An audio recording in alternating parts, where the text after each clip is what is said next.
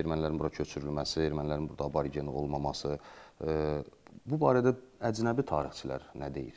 Yəni onların yekdil fikri varmı? Məsələn, Rus tarixçilərin, Avropa tarixçilərin, onların manipulyasiyalarını necə qiymətləndirirlər?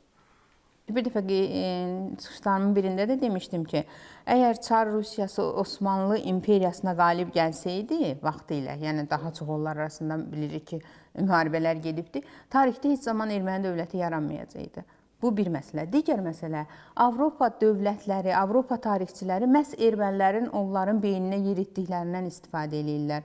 Ən dəhşətlisi odur ki, bu erməni saxtakarlığı, uydurma özlərinə tarix yaratmaqları, hətta o Velika Armeniya məsələsi tamamilə uydurma bir məsələdir, coğrafi bir termindən söhbət gedir.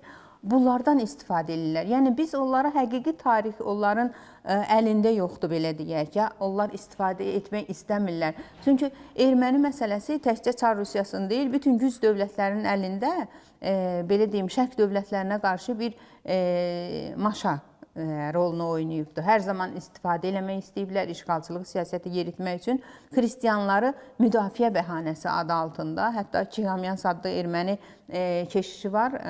1917-ci ildə onun kitabı Açıq Söz mətbəəsində Azərbaycan Xalq Cümhuriyyəti tərəfindən Azərbaycancaya tərcümə də olunub. Əlyazma şəklində Əlyazmalar İnstitutunda var.